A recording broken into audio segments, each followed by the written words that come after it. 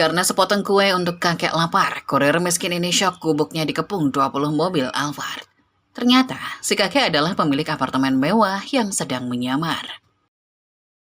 Diusir bagai anjing kurap, diludahi di tengah badai, dan kehilangan satu-satunya pekerjaan hanya karena membela seorang kakek gelandangan yang paus sampah. Itulah yang dialami kurir miskin ini. Namun siapa sangka, sepotong kue bolu yang murah miliknya malam itu justru mengundang 20 mobil Alphard mengepung gubuk kumuhnya. Apa yang sebenarnya terjadi? Siapkan tisu kalian, dan selamat datang di Jejak Kehidupan. Seperti biasa, sebelum masuk ke ceritanya, silakan klik tombol subscribe, like, dan komen terlebih dahulu ya. Yang sudah subscribe, semoga rezekinya lancar ya. Langit ibu kota seolah sedang memuntahkan seluruh kemarahannya malam itu. Jarum-jarum air hujan turun setajam silet, mengiris kulit siapa saja yang berani menentang badai. Di tengah jalanan aspal yang tergenang air keruh, sebuah motor bebek butut keluaran tahun 90-an melaju tertati-tati. Rantainya berderit memilukan, seolah ikut menangisi nasib sang pengemudi. Bima mencengkram stang motornya kuat-kuat. Buku-buku jaringnya memutih kaku membeku. Keringat dingin bercampur air hujan membasahi wajahnya yang tirus dan pucat pasi. Bibirnya bergetar hebat, membiru menahan tawa dingin yang menusuk brutal hingga ke sumsum tulang. Di balik jaket ekspedisinya yang sudah pudar dan sobek di bagian siku, ia memeluk erat sebuah kotak kardus kecil. Melindunginya seakan itu adalah nyawanya sendiri. Tiba-tiba, dering telepon dari ponsel retaknya membelah suara gemuruh hujan. Bima menepi dengan susah payah di bawah pohon rindang. Tangannya gemetar hebat saat mengusap layar yang basah. Halo, Pak Broto. Maafkan saya, Pak. Motor saya mogok 2 kali karena jalanannya banjir. Suara Bima bergetar tak terkendali. Napasnya tersengal-sengal, menahan rasa sesak di dada. Alasan terus kamu, Bima. Mata kamu buta. Ini sudah jam berapa? Suara bentakan dari seberang telepon terdengar begitu kejam, memaksa Bima menjauhkan ponsel dari telinganya. Klien VIP di apartemen Grand Emerald sudah marah besar. Kalau paket itu tidak sampai dalam 10 menit, kamu kemasi barang-barangmu di loker. Kamu saya pecat malam ini juga. Anak sialan. Bima menelan ludah, tenggorokannya terasa seperti disayat pecahan kaca. Jantungnya berdegup kencang, memompa kepanikan ke seluruh aliran darahnya. Tolong Pak, saya mohon belas kasihan Bapak, beri saya waktu 10 menit saja. Saya sudah ada di seberang jalannya. Saya butuh pekerjaan ini untuk makan Pak, tolong jangan pecat saya. Saya tidak peduli, kamu mau makan batu atau makan aspal. 10 menit atau kamu gembel selamanya. Sambungan diputus sepihak. Bima menunduk, membiarkan air matanya luruh tersambar oleh derai air hujan. Perutnya berbunyi nyaring, perih melilit karena belum ada sebutir nasi pun yang masuk sejak pagi. Perlahan, ia membuka resleting jaketnya sedikit, mengintip kotak kardus kecil yang setengah penyok. Di dalamnya, ada sepotong kue bolu murahan seharga Rp5.000. Krim coklatnya sudah meleleh berantakan, menempel di pinggiran mika plastik. Hari ini adalah ulang tahunnya yang ke-22. Tidak ada perayaan, tidak ada pelukan hangat keluarga. Hanya ada ancaman pemecatan dan perut yang kelaparan. Tidak apa-apa, Bima. Bisiknya pada diri sendiri. Suaranya parau dan bergetar, mencoba memaksakan sebuah senyum di bibirnya yang beku. Kamu orang yang kuat. Selesaikan 1 paket lagi lalu kita pulang ke gubuk. Kita makan kue ini pelan-pelan sambil dengar suara hujan. Selamat ulang tahun untukku.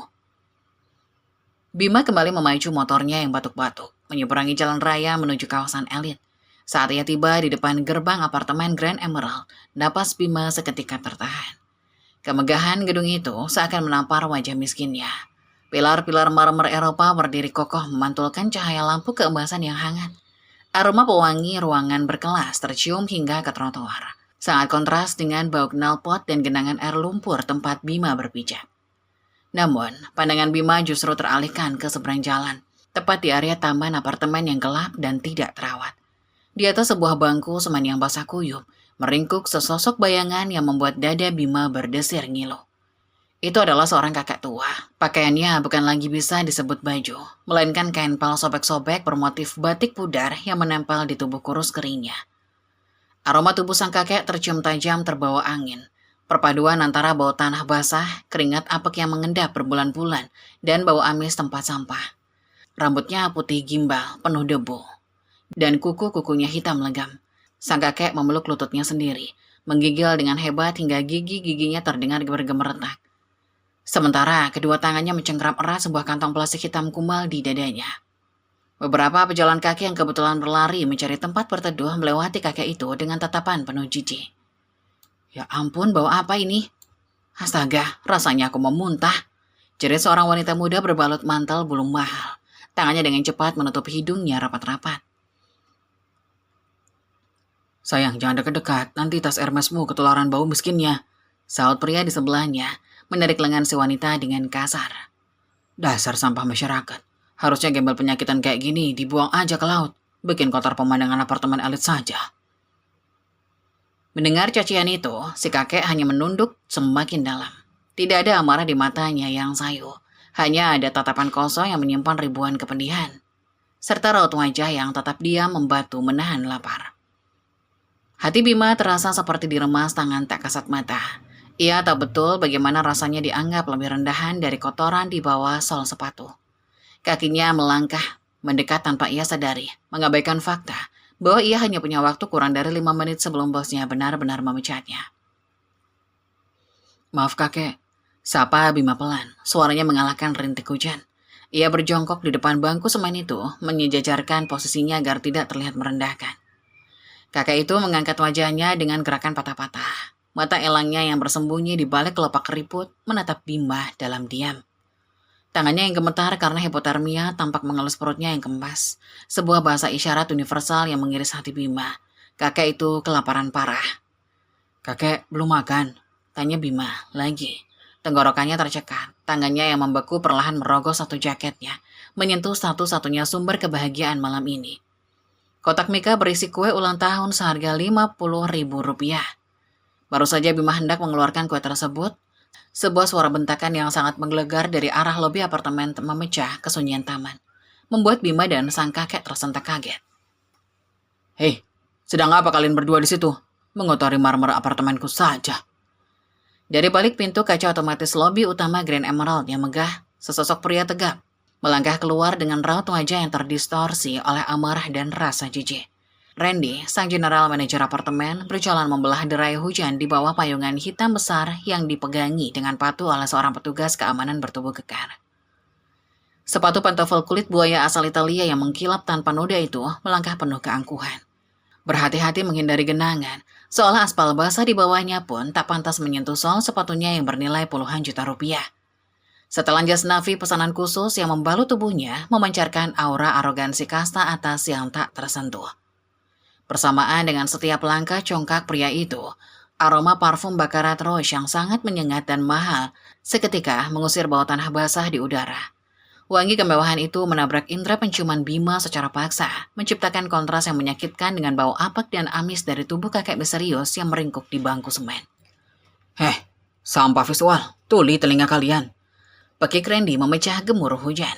Urat-urat di lehernya menonjol kemerahan menahan amarah yang meledak-ledak. Ia berhenti tepat di 2 meter di depan Bima, menatap pemuda kurus dan gelandangan tua di depannya, seperti melihat tumpukan kotoran anjing yang membusuk. Tangannya yang dihiasi jam tangan Rolex berlian terangkat ke udara, menunjuk tepat di wajah keriput kakek Darmawan dengan gerakan penuh keangkuhan. Bau miskinmu itu bisa menular ke marmer Eropaku, tahu tidak? Bernapas di radius 100 meter dari gedungku pun kalian tidak pantas. Dasar kuman selokan. Kehadiran kalian di sini menjatuhkan harga saham properti miliaran ini. Jantung Bima berdegup liar, hingga rasanya tulang rusuknya akan patah menahan debaran itu. Keringat dingin merembes deras dari pori-porinya, bercampur dengan air hujan yang menetes dari ujung rambutnya yang lepek. Ia menelan ludah yang terasa seperti bongkahan kerikil berkarat. Di sebelahnya, kakek Darmawan masih duduk menggigil. Tangannya yang kotor dan hitam semakin erat mencengkram kantong plastik kumbalnya. Anehnya, mata elang sang kakek menatap Randy dalam diam.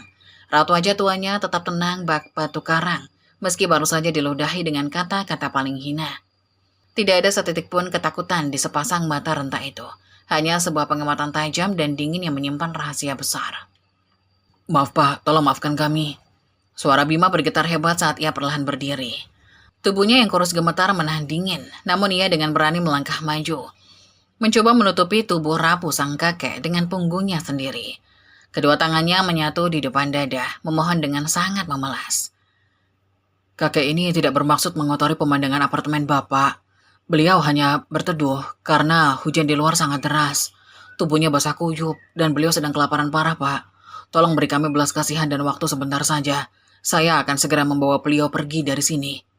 Mendengar pembelaan tulus dari mulut Bima, tawa sarkas yang menggelegar meluncur deras dari bibir Randy. Ia memiringkan kepalanya, menatap Bima dari ujung rambut yang berantakan hingga ke sepatu kets bolong yang memamerkan kaos kaki basahnya. Senyum sinis Randy melebar, memperlihatkan deretan giginya yang putih bersih. Oh, luar biasa. Jadi kau mau jadi pahlawan kesiangan, ha? Kurir gembel berlagak sok suci membela gelandangan bau busuk. Kalian berdua ini sama saja. Sama-sama parasit, penyakit masyarakat yang cuma tahu cara mengemis dan mengotori mata orang-orang kaya sepertiku. Kau pikir air matamu laku dijual di sini? Randy melangkah satu langkah lebih maju. Tatapannya yang tajam bak silat kini beralih pada seragam ekspedisi pudar yang dikenakan Bima. Lalu turun menatap kardus paket yang dilindungi mati-matian oleh pemuda itu di balik jaketnya.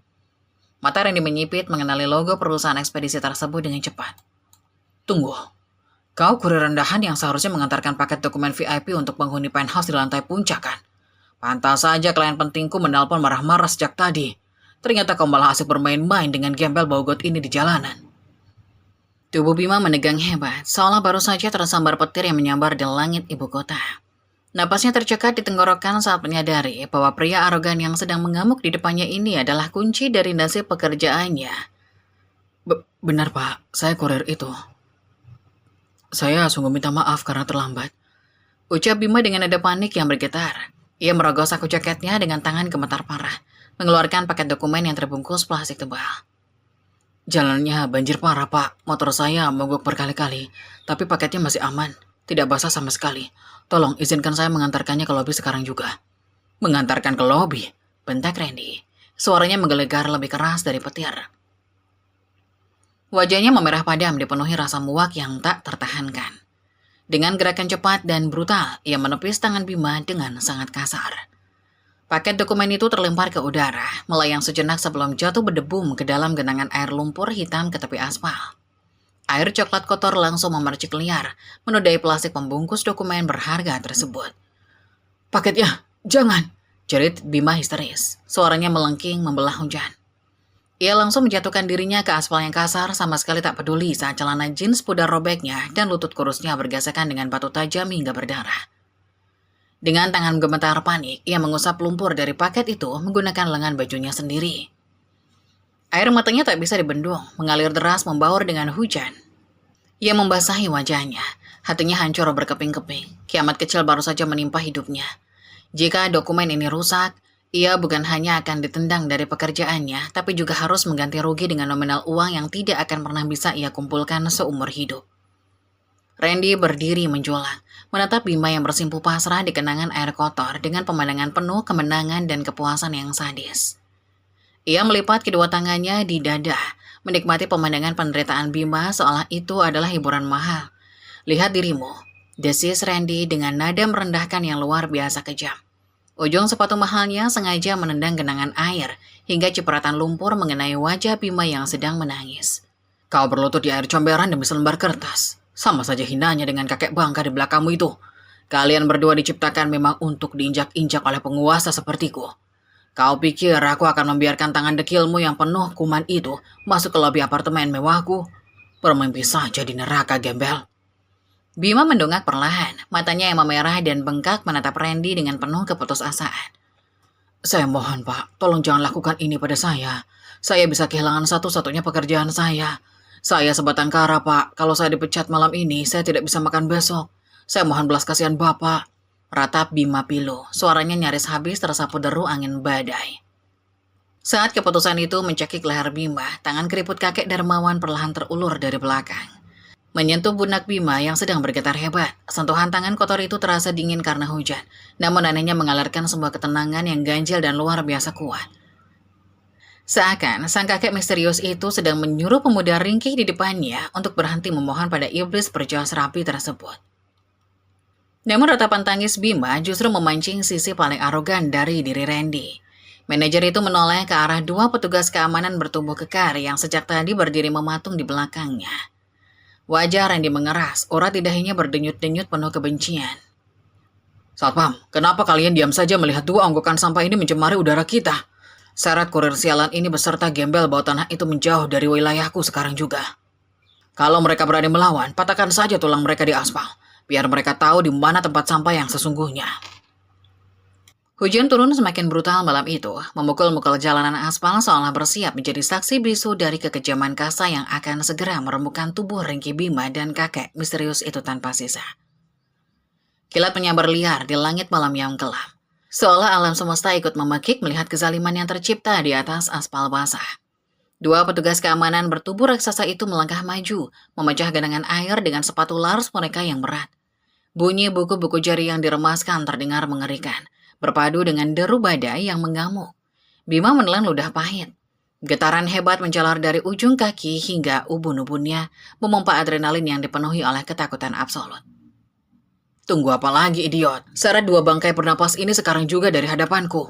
Raung Randy dengan suara menggelegar, matanya melotot penuh kebencian yang mendidih. Kalian digaji mahal bukan untuk jadi patung. Buang kakek tua bangka bermulut sampah itu ke tengah jalan raya. Kalau dia ditabrak truk, itu salahnya sendiri karena berani mengotori udara suciku. Baik Pak Randy, kami akan segera singkirkan kecoak got ini sekarang juga. Sahut Satpam pertama dengan nada bengis. Ia mengayunkan kaki kanannya yang besar, bersiap melayangkan tendangan telak ke arah tulang rusuk kakek Darmawan yang masih meringkuk kedinginan memeluk kantong plastiknya. Melihat ujung sepatu Lars berduri itu melesat membelah udara, akal sehat Bima segera menguap. Insting kemanusiaannya mengambil alih rasa takut. Dengan sisa-sisa tenaga dari perutnya yang melilit kelaparan, pemuda kurus itu menerjang maju. Jangan sentuh kakek itu, berhenti! Jerit Bima histeris. Bima menjatuhkan dirinya tepat di depan sang kakek misterius, menjadikan punggung ringkinya sebagai tameng daging. Puk! Terdengar suara dentuman keras saat sepatu bot tebal itu menghantam punggung Bima. Rasa sakit yang luar biasa meledak, menjalar bagaikan aliran listrik bertenaga tinggi yang membakar sumsum tulang belakangnya. Napas Bima putus seketika. Tubuhnya terpental, terseret di atas aspal jalanan yang kasar. Kulit siku dan lututnya robek terkelupas, mengalirkan darah segar yang langsung bercampur dengan air hujan yang kotor. Ampun Pak, tolong. Jangan pukul dia, pukul saya saja. Perintah Bima terengah-engah, darah segar menetes dari sudut bibirnya yang pecah. Namun tangannya tetap merentang ke belakang, menutupi tubuh renta kakek Darmawan. Kakek Darmawan terbelalak. Mata elangnya yang biasanya setenang telaga beku, kini memancarkan kilat kejut yang luar biasa. Jemari keriputnya yang gemetar perlahan menyentuh punggung Bima yang berdarah, merasakan kehangatan pengorbanan yang tak pernah ia sangka akan datang dari seorang pemuda miskin yang bahkan tidak mengenalnya. Melihat adegan heroik itu, Randy justru tertawa terbahak-bahak, bak iblis yang sedang dihibur di kerak nerakanya. Jas mahalnya berguncang saat ia melangkah mendekat, menatap Bima dengan jijik. Luar biasa, benar-benar drama murahan kelas gembel, cemooh Randy sambil bertepuk tangan dengan pelan. Oh, jadi kamu mau jadi tameng daging untuk kotoran tua ini, hah? Kau pikir ini film? Dasar anjing kurap. Tendang lagi, injak punggung kurir miskin ini sampai tulang rusuknya berderak patah. Biar dia sadar siapa majikan di jalanan ini. Siapa?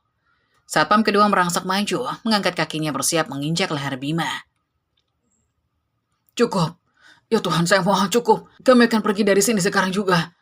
Bima menjerit putus asa. Air matanya menderas menganak sungai di wajahnya yang berlumpur. Beri saya waktu berdiri, kakek ini tidak bisa berjalan cepat, tolong. Jangan siksa kami lagi, Pak. Hati nurani Bapak di mana? Hati nurani? Kau bicara soal hati nurani padaku, dasar babi kotor. Randy membungkuk, wajahnya yang merah padam hanya berjarak 1 jengkal dari wajah Bima. Bau parfum mewahnya terasa memualkan. Randy menarik napas dalam-dalam mengumpulkan salivannya lalu. Cuy! Ludah menjijikan itu mendarat tepat di sisi wajah Bima, bercampur dengan darah dan lumpur. Bima memejamkan mata, hatinya hancur lebur. Harga dirinya diinjak hingga tembus ke inti bumi. Namun, siksaan Randy belum berakhir. Mata licik manajer itu tertuju pada paket dokumen VIP milik Bima yang tergeletak di genangan air yang tadi mati-matian dilindungi oleh si pemuda. Dokumen ini sangat berharga untukmu kan, parasit miskin. Bisik Randy dengan senyum sadis yang mengembang lebar. Tidak Pak, tolong, jangan sentuh itu. Itu nyawa saya Pak. Saya harus mengganti puluhan juta kalau itu rusak. Jerit Bima meronta, berusaha menggapai paket itu dengan tangannya yang bergetar hebat. Namun terlambat. Sepatu pantofel kulit buaya seharga puluhan juta milik Randy menginjak tepat di atas paket kardus tersebut. Randy memutar tumitnya dengan kuat, menggelas dokumen di dalamnya hingga terdengar suara robekan kertas yang merobek kewarasan Bima. Ups, maaf, sepatuku tidak sengaja menginjak sampah. Ejek Randy memuakan. Ia lalu merogoh saku jasnya, mengeluarkan ponsel keluaran terbaru, dan menekan sebuah nomor.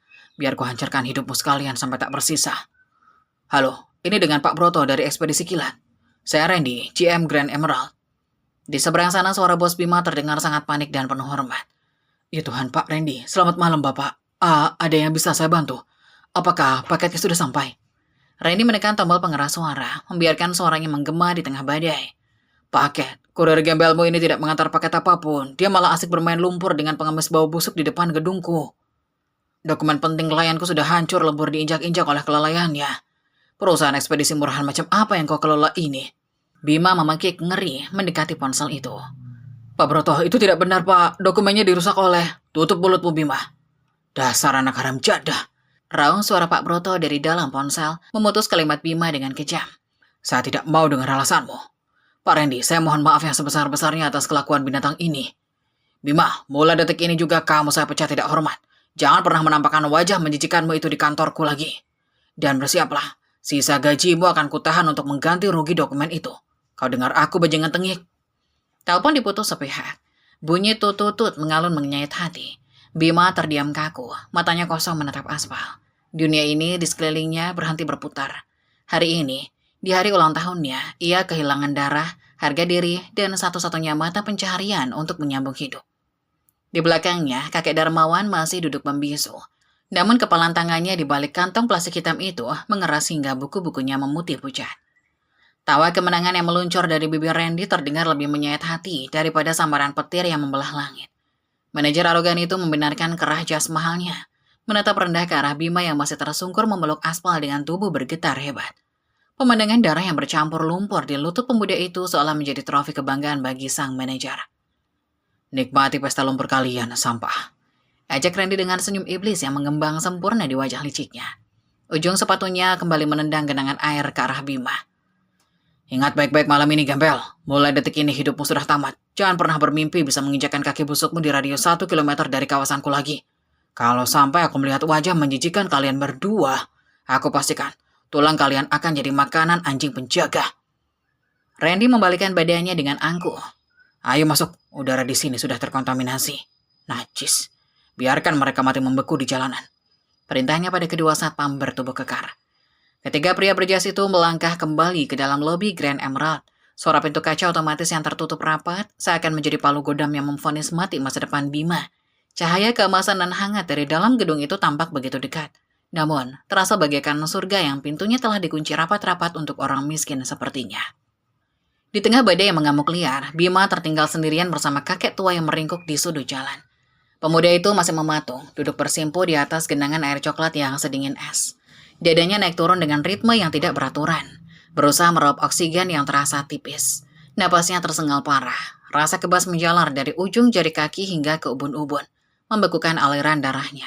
Bau anyar darah dari bibirnya yang pecah menyapa indera pengecap.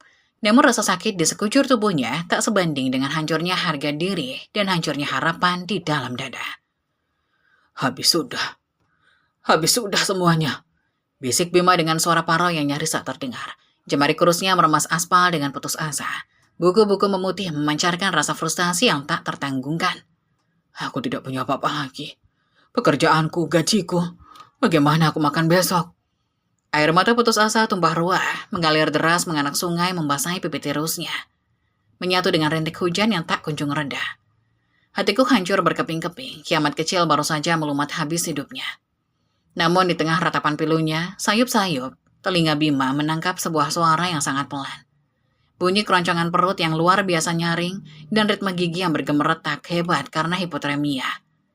Bima mendongakkan kepalanya perlahan. Di depannya sang kakek misterius masih duduk memeluk lutut. Tubuh renta itu bergetar hebat, jauh lebih parah dari sebelumnya. Kulitnya sepucat mayat, bibirnya membiru dan napasnya terdengar putus-putus. Kakek itu memejamkan mata menahan lapar yang menggerogoti lambungnya. Sementara tangannya yang hitam legam masih mendekap erat sebuah kantong plastik kumal di dadanya. Melihat pemandangan memilukan itu, Bima seolah tersadar dari mimpi buruknya. Rasa perih di lututnya dan kehancuran masa depan mendadak menguap, digantikan oleh gelombang empati yang murni dan tulus. Ia mengusap kasar air mata di wajahnya, memaksa kakinya yang terluka untuk berdiri tertatih-tatih. "Maafkan saya, Kek," ucap Bima dengan suara bergetar saat ia kembali berjongkok di hadapan lelaki tua itu. Tangannya yang dingin perlahan terulur, mengusap lembut debu dan cipratan lumpur dari wajah keriput sang kakek. "Maafkan saya, Kek. Gara-gara saya, kakek ikut diusir dan ditendang. Saya sungguh tidak berguna. Saya gagal melindungi kakek, dan sekarang saya juga gagal melindungi diri saya sendiri." Mata elang kakek itu terbuka lebar. Tatapannya yang tajam dan sunyi langsung menusuk jauh ke dasar jiwa Bima. Tidak ada sepatah kata pun yang keluar dari bibir pucatnya. Namun sepasang mata renta itu seakan sedang membaca setiap helai niat di dalam hati pemuda kurus tersebut. Bima tersenyum pedih. Tangan kanannya merogoh saku jaketnya yang basah kuyup, lalu mengeluarkan sebuah kotak mika kecil yang sudah penyok tak berbentuk. "Kakek lapar sekali ya?" tanya Bima lembut. Suaranya berusaha terdengar tegar, meski tenggorokannya tercekat hebat. Pemuda itu membuka tutup mika plastik tersebut dengan tangan gemetar. Di dalamnya sepotong kue bolu murah seharga Rp5.000 tampak hancur berantakan. Krim coklatnya meleleh menempel di sana-sini. Namun untungnya bagian bolu itu masih utuh dan kering karena terlindungi oleh kemasan.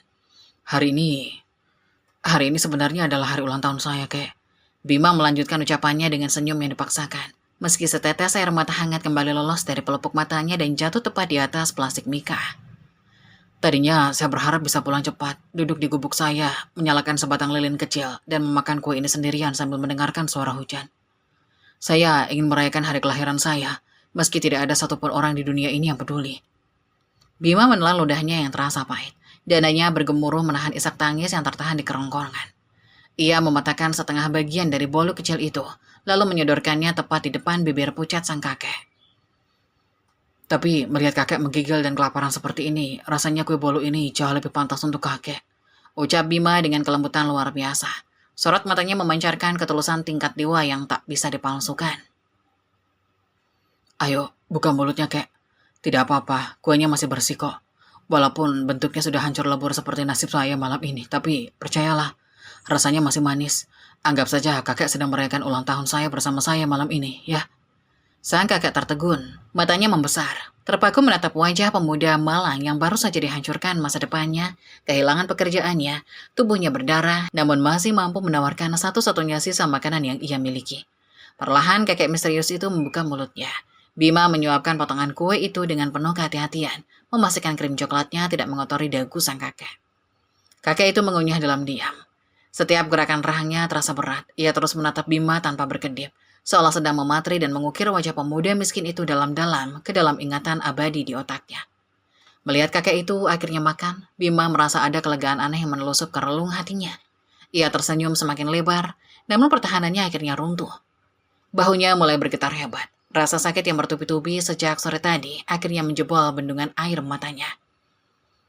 "Selamat ulang tahun, Bima," bisik Bima pada dirinya sendiri. Suaranya pecah berantakan. "Kakek, habiskan saja kuenya ya. Saya pamit dulu, Kek. Saya mau melihat motor saya." Bima tidak sanggup lagi menahan ledakan isaknya. Ia memalingkan wajahnya, menutup wajah tirusnya dengan kedua telapak tangan yang berlumuran darah dan lumpur. Tubuhnya terguncang hebat. Menangis sejadi-jadinya, membelakangi sang kakek agar tidak terlihat menyedihkan. Ia meratapi nasibnya, membiarkan suaranya tersamarkan oleh deru hujan badai yang menderu-deru. Setelah 5 menit penuh melepaskan beban emosional yang mencekik dada, Bima menarik napas panjang. Ia mengusap kasar wajahnya, berusaha menatap kembali kepingan hatinya yang berserakan. "Maaf, Kek, saya cengeng," ucap Bima seraya berbalik badan, berniat memberikan sisa setengah kue di tangannya. Namun, jantung Bima seakan berhenti berdetak saat itu juga. Matanya terbelalak tak percaya. Bangku semen itu kosong melompong. Sang kakek misterius berpakaian kumal itu telah lenyap tak berbekas, seolah ditelan oleh pekapnya badai malam. Tidak ada jejak kaki, tidak ada siluet tubuh. Kakek itu benar-benar menghilang bak hantu. Hanya menyisakan keheningan yang mencekam dan tetesan air hujan yang membasahi bangku yang dingin. "Kakek," panggil Bima bingung, menyapu pandangannya ke seluruh penjuru jalan yang sepi. "Kakek di mana?" Tak ada jawaban. Angin malam berembus kencang, menampar wajah Bima yang kebingungan. Dengan hati yang dipenuhi tanda tanya dan keputusasaan yang kembali mendera, Bima berjalan tertatih menghampiri motor bututnya. Dengan sisa tenaga yang ada, pemuda malang itu menuntun motornya menembus hujan, melangkah gontai menuju bantaran sungai, kembali ke gubuk reotnya, membawa serta luka, kelaparan, dan kepingan misteri yang tak ia mengerti akan mengubah sejarah hidupnya malam ini. Malam merangkak semakin larut, menyelimuti bantaran sungai kotor itu dengan hawa dingin yang menusuk tulang. Di dalam sebuah gubuk berukuran 2 kali 3 meter, yang dindingnya hanya terbuat dari triplek lapuk yang seng berkarat, Bima duduk meringkuk. Air hujan merembes masuk dari atap yang bocor, menetes tepat di atas kasur tipisnya yang sudah berjamur. Tidak ada perabotan mewah, hanya ada sebuah lampu bolam kuning 5 watt yang berkedip-kedip redup. Seolah nyawanya juga akan segera dicabut malam ini. Bima menatap nanar sisa obat merah di tangannya yang bergetar, sambil menggigit bibirnya hingga nyaris berdarah lagi. Ia mengoles cairan itu ke lutut dan sikunya yang terkelupas, akibat terseret di atas aspal kasarnya jalanan ibu kota sore tadi. Ah, perih sekali Tuhan. Rintih Bima di sela-sela napasnya yang tersengal. Air mata kembali menggenang di pelupuk matanya yang bengkak. Aku harus gimana besok? Gajiku ditahan, motorku rusak. Tagihan sewa tanah ini harus dibayar lusa. Kalau aku diusir dari sini, aku mau tidur di mana? Di kolong jembatan. Pemuda itu menangkupkan kedua tangannya di depan wajah, meremas rambutnya yang masih basah dengan rasa putus asa yang mendalam. Suaranya pecah, menggema diiringi gemuruh guntur dari luar gubuk. Tuhan, apakah salah jika aku terakhir miskin? Apakah orang miskin memang tidak berhak punya harga diri? Jerit Bima di tengah isaknya, melampiaskan seluruh rasa sesak yang menyumbat dadanya. Aku sudah bekerja keras, aku menahan lapar dari pagi demi mengantar paket-paket sialan itu. Aku tidak peduli dihina Randy. Tapi kenapa engkau biarkan dia menghancurkan pekerjaanku, Tuhan? Bahkan aku rela memberikan kue ulang tahunku satu-satunya untuk kakek itu. Tapi apa balasanmu? Kakek itu pergi tanpa pamit, meninggalkanku sendirian dalam kehancuran ini. Tolong aku, Tuhan. Aku sudah tidak kuat menanggung semua ini. Di saat rintihan pilu itu perlahan mereda, sebuah kejanggalan luar biasa mendadak memecah kesunyian malam di wilayah kumuh tersebut. Berawal dari getaran pelan di atas tanah lumpur, suara gemuruh mesin bervolume raksasa terdengar mendekat. Bukan hanya 1 atau 2 mesin, melainkan puluhan. Getarannya begitu kuat, hingga dinding triplek gubuk Bima berderak hebat, membuat panci dan botol-botol kosong di sudut ruangannya saling berbenturan nyaring. Suara apa itu di luar? Gempa bumi? Teriak seorang tetangga Bima dari gubuk sebelah, suaranya panik membelah derasnya hujan. Bukan gempa, astagfirullah. Silau banget, lampu apa ini? Jerit yang lainnya dari kejauhan, disusul suara pintu-pintu gubuk yang dibanting terbuka. Woi, jalanan kita amblas kalau dilewati mobil-mobil raksasa ini. Berhenti. Kalian siapa masuk-masuk kampung orang malam-malam begini? Bima tersentak mundur, jantungnya berdegup liar. Cahaya putih yang teramat menyilaukan tiba-tiba menembus celah-celah dinding tripleknya, menyapu seluruh isi gubuknya, seakan matahari siang baru saja dipaksa terbit di tengah malam buta. Mobil ke kampung kumuh, bisik Bima dengan bibir bergetar pucat, mengusap air matanya dengan kasar. Jangan-jangan Randy mengirim preman untuk membunuhku karena sudah mengotori apartemennya.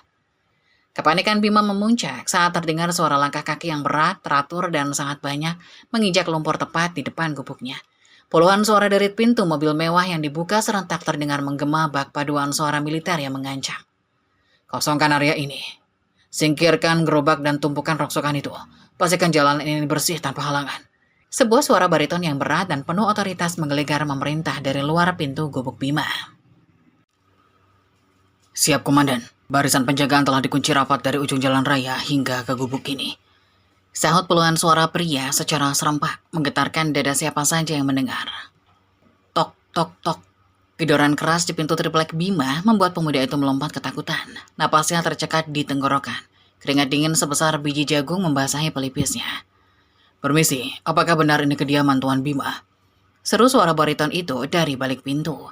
Terdengar sangat sopan namun memancarkan ketegasan yang mutlak. Tolong buka pintunya. Kami membawa pesan penting yang tidak bisa ditunda malam ini juga. Dengan tangan yang gemetar hebat, Bima meraih sebuah balok kayu kecil di dekat kasurnya untuk berjaga-jaga. Kakinya yang terluka diseret pelan menuju pintu. Ia menarik napas panjang, menguatkan tekadnya. Lalu perlahan membuka kenop pintunya yang sudah reot. Seketika lutut Bima lemas tak bertulang, balok kayu di tangannya terlepas, jatuh menghantam tanah berdebum. Matanya terbelalak hingga nyaris keluar dari sarangnya. Mulutnya ternganga, tak sanggup merangkai satupun suku kata. Pemandangan di hadapannya benar-benar menghancurkan akal sehat. Jalanan bantaran sungai yang tadinya gelap, sempit, dan penuh lumpur busuk kini telah diblokir total. 20 unit mobil Alphard hitam menggilap, berbaris memanjang seperti naga raksasa yang sedang tidur. Sorot lampu headlamp dari puluhan mobil itu membelah pekatnya malam, menciptakan panggung dramatis yang gila. Di sepanjang jalan setapak menuju gubuknya, berbaris puluhan pria berbadan tegap mengenakan setelan jas hitam legam. Berdiri tegap, pembatung tak bergeming di bawah guyuran hujan badai. Kalian siapa? Pekik Bima histeris. Suaranya pecah karena ketakutan yang luar biasa. Ia duduk melangkah, menatap komandan berjas yang berdiri tepat di depan pintunya. Apa salah saya? Apakah Randy yang menyuruh kalian kemari? Ambil saja nyawa saya sungguh tidak punya uang untuk mengganti dokumen itu. Tolong jangan hancurkan gubuk saya. Komandan pria berjas itu justru menundukkan kepalanya dalam-dalam memberikan gestur hormat yang membuat Bima semakin kebingungan setengah mati. Tarik barisan, buka jalan utama. Teriak sang komandan dengan suara menggelegar. Mengangkat tangan kanannya tinggi-tinggi ke udara. Hormat tanpa batas untuk Tuan Besar Sastra Wijaya Darmawan. Dalam satu gerakan serentak yang memekakan telinga, puluhan bodyguard itu menundukkan tubuh mereka hingga 90 derajat ke arah mobil Alphard terdepan yang terparkir paling dekat dengan gubuk Bima. Pintu geser otomatis mobil itu terbuka secara perlahan, mengeluarkan desisan hidrolik yang mewah dan elegan. Seorang asisten berlari cepat, membentangkan payung hitam super besar tepat di depan pintu kabin VIP tersebut. Dari dalam kegelapan kabin yang mewah itu, turunlah sebelah kaki yang dibalut sepatu pantofel kulit pesanan khusus yang mengkilap menantang cahaya. Sosok itu perlahan berdiri gagah. Ia mengenakan setelan jas sutra Armani berwarna abu-abu arang yang dipotong sempurna membingkai tubuhnya. Sebuah jam tangan Patek Philippe bernilai puluhan miliar berkilau menyilaukan di pergelangan tangannya. Aroma parfum kayu gaharu yang sangat berkelas seketika menyapu bersih bau busuk selokan di udara sekitar gubuk. Bima menahan napasnya. Jantungnya seakan dipaksa berhenti berdetak saat melihat wajah sosok miliarder tersebut melangkah keluar dari balik bayangan payung. Tidak mungkin, bisik Bima. Air matanya kembali tumpah karena syok yang teramat sangat. Seluruh sel di tubuhnya merinding hebat. Kakek. Sosok itu tersenyum penuh wibawa, mata elangnya yang tajam, matanya yang sama persis dengan yang dilihat Bima di bawah badai sore tadi saat diinjak-injak Randy, kini menatap Bima dengan penuh kehangatan. Tidak ada lagi bau apak, tidak ada lagi baju batik sobek. Sang pengambil selusuh yang dihina sebagai sampah masyarakat itu telah bertransformasi menjadi seorang dewa penguasa. Maaf membuatmu menunggu lama di gubuk yang dingin ini, Nak Bima. Ucap kakek Darmawan. Suaranya kini terdengar sangat berat, berwibawa, dan menggetarkan sanubari terdalam Bima. Ia melangkah maju menembus barisan penjagaannya, sama sekali mengabaikan aspal lumpur yang kini menodai ujung sepatu mahalnya. Kau telah menyelamatkan nyawaku, mengorbankan tubuhmu dipukuli, dan memberikan kehidupan lewat sepotong kue ulang tahunmu yang tak ternilai harganya. Malam ini giliranku yang akan merayakan hari ulang tahunmu, dengan keadilan tertinggi yang paling pantas kau dapatkan. Lutut Bima mendadak kehilangan seluruh fungsinya. Pemuda kurus itu ambruk, jatuh berlutut di atas tanah lumpur yang becek. Udara di sekitarnya terasa senyap, digantikan oleh aura dominasi absolut yang memancar dari sosok Sastra Wijaya Darmawan. Tangan Bima mencengkram dadanya sendiri yang bergemuruh liar, berusaha memastikan bahwa rentetan kejadian malam ini bukanlah halusinasi dari otaknya yang kelaparan. Kakek pengemis yang bajunya berbau busuk, yang rela ia lindungi dengan darah dan air mata, kini berdiri menjulang di hadapannya sebagai dewa penguasa dengan kekayaan yang tak terbayangkan akal sehat. Kakek Darmawan membungkuk, mengabaikan ujung jas sutranya yang mahal menyapu lumpur bantaran sungai. Tangan rentanya yang kini bersih dan wangi meraih kedua bahu Bima yang masih gemetar hebat. Lalu mengangkat pemuda itu untuk berdiri. Hawa hangat menjalar dari sentuhan sang miliarder, perlahan mencairkan hawa dingin yang sejak sore membekukan tulang-tulang Bima.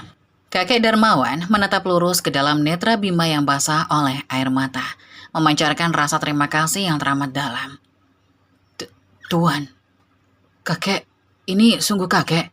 Suara Bima bergetar parah, nyaris tak terdengar. Lidahnya keluh, tak sanggup merangkai kalimat yang pantas. Ini aku, Nak, pengemis tua yang kau beri sepotong kue bolu termanis di dunia.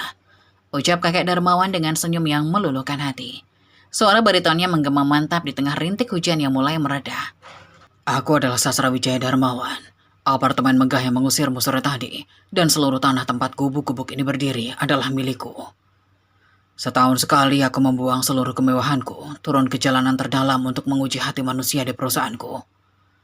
Sayangnya, aku hanya menemukan iblis bertopeng manusia di gedungku sendiri, dan justru menemukan sosok malaikat berwujud kurir miskin di bawah guyuran badai. Mata kakek Darmawan yang tadinya hangat seketika berubah sedingin gelansar saat ia memalingkan wajahnya menatap ke arah konvoi mobil di belakangnya. Ia mengangkat satu tangannya ke udara, menjentikan jarinya dengan suara yang tajam. Bagasi dari salah satu mobil Alphard di barisan tengah terbuka lebar. Dua orang bodyguard bertubuh raksasa menyeret sesosok tubuh manusia yang sudah tak berdaya, lalu melemparnya dengan brutal tepat di depan kaki Bima dan kakek Darmawan. Terdengar bunyi debuman keras saat tubuh itu menghantam genangan lumpur tebal. Jantung Bima nyaris melompat keluar saat mengenali sosok malang yang merintih kesakitan di bawah kakinya. Itu adalah Randy. Jas Navi pesanan khusus yang tadinya licin tanpa celah kini sobek di sana-sini, basah kuyup dan berlumuran lumpur hitam yang bau. Wajah arogan yang beberapa jam lalu meludahinya kini bengkak, lebam dan dipenuhi darah segar yang mengalir dari hidung serta sudut bibirnya. Parfum bakarat yang menyengat itu telah menguap sepenuhnya, digantikan oleh bau amis selokan yang sangat hina. Ampun Tuan Besar, saya mohon ampun. Saya tidak tahu kalau pengemis itu adalah Anda. Randy meratap histeris, suaranya melengking menyedihkan seperti anjing yang terjepit. Ia merangkak di atas lumpur, berusaha mencium ujung sepatu kakek Darmawan. Namun dengan cepat ditendang menjauh oleh salah satu bodyguardnya. Air mata ketakutan bercampur darah mengalir deras di wajah sang manajer. Beri saya satu kesempatan lagi Tuan Besar, saya bersumpah akan mencuci kaki Anda setiap hari. Jangan ambil harta saya Tuan. Kakek Darmawan menatap tumpukan daging menyedihkan di bawahnya dengan raut wajah penuh kejijikan yang mutlak. Kau bilang baju kurir ini menyebarkan kuman. Kau bilang aku adalah kotoran yang merusak udara sucimu. Desis kakek Darmawan, suaranya rendah namun mengandung tekanan yang mampu meremukkan mental pendengarnya. Kau menghancurkan dokumen pekerjaan anak ini. Kau menyiksa tubuhnya, meludahi martabatnya. Kau bukanlah manusia, Randy. Kau adalah parasit yang sesungguhnya. Bima hanya bisa terdiam membeku. Matanya menyaksikan dengan nanar bagaimana roda kehidupan berputar begitu kejam dan instan. Pria yang menginjak-injaknya di atas aspal sore tadi kini merayap bagai cacing tanah di depan gubuk reotnya. Mulai detik ini kau kupecat dengan tidak hormat. Vonis kakek Darmawan menggelegar bak palu hakim pencabut nyawa. Seluruh rekening bank, aset, rumah, dan mobilmu telah kubekukan dan kucabut atas nama perusahaan. Kau memuja kemewahan dan menghina kemiskinan. Maka rasakanlah neraka yang kau buat sendiri. Kakek Darmawan menunjuk ke arah gubuk triplek Bima yang bocor dan kumuh. Gubuk reot ini adalah tempat tinggal barumu sekarang. Biar kau belajar bagaimana rasanya mati kelaparan di tengah badai tanpa sepotong kue pun untuk dimakan. Tidak Tuan Besar, jangan lakukan ini. Saya tidak bisa hidup tanpa uang saya. Tidak. Jeritan Randy melengking membelah malam. Merobek pita suaranya sendiri. Ia memukul-mukul tanah lumpur dengan putus asa. Menangisi sisa hidupnya yang telah hancur lebur tanpa sisa. Namun tak ada satupun yang peduli. Keangkuhannya telah membunuhnya malam ini. Kakek Darmawan membuang muka dari Randy. Kembali menatap Bima dengan kelembutan yang luar biasa. Ia memberikan isyarat kepada asisten pribadinya. Sang asisten segera maju, membuka sebuah koper titanium berkode kunci khusus dan mengeluarkan sebuah map berlapis bludru merah beserta sebuah kartu berwarna hitam legam. Bima, anakku yang baik. Ucap kakek Darmawan dengan suara bergetar menahan haru. Menyerahkan map dan kartu itu ke tangan Bima yang masih kaku kedinginan. Sebagai ganti rugi atas pekerjaanmu yang hilang, dan sebagai hadiah ulang tahunmu, aku menyerahkan kepemilikan penthouse di lantai tertinggi Grand Emerald atas namamu. Kartu ini memiliki limit tak terbatas. Gunakanlah untuk menata masa depanmu. Mulai malam ini, kau bukan lagi kurir rendahan. Kau adalah cucu angkatku, pewaris sah dari segala yang kumiliki. Dunia Bima berhenti berputar. Air matanya tumpah ruah bagai bendungan yang jebol. Dada sesak oleh luapan rasa syukur dan kebahagiaan yang tak mampu dijelaskan oleh kamus bahasa manapun. Tanpa peduli pada lumpur yang menempel di tubuhnya, Bima langsung memeluk erat tubuh sang miliarder tua itu, menangis terseduh-seduh melepaskan seluruh penderitaan hidupnya. Kakek Darmawan membalas pelukan itu dengan hangat, menepuk punggung kurus Bima penuh kasih sayang. Di bawah pendaran cahaya puluhan mobil mewah, Bima akhirnya melangkah pergi meninggalkan masa lalu kelamnya. Ia masuk ke dalam kehangatan kabin Alphard bersama kakek Darmawan, diiringi hormat serentak dari barisan bodyguard. Saat konvoi kerajaan itu perlahan bergerak meninggalkan bantaran sungai, sayup-sayup terdengar raungan keputusasaan Randy yang ditinggalkan sendirian di tengah lumpur dingin, meratapi karma instan yang tengah merenggut segalanya. Malam itu, keadilan tertinggi benar-benar ditegakkan, membuktikan bahwa ketulusan sepotong kue bolu sanggup memutar balikan semesta. Wah, gila. Puas banget rasanya lihat manajer sombong itu kena karma instan nangis-nangis di gubuk reot. Kalian ngerasain hal yang sama gak nih? Coba komen di bawah ya. Adegan mana yang bikin kalian paling merinding? Jangan lupa pencet tombol like dan subscribe biar gak ketinggalan cerita balas dendam elegan lainnya cuma di channel Jejak Kehidupan. See you on the next video. Bye-bye.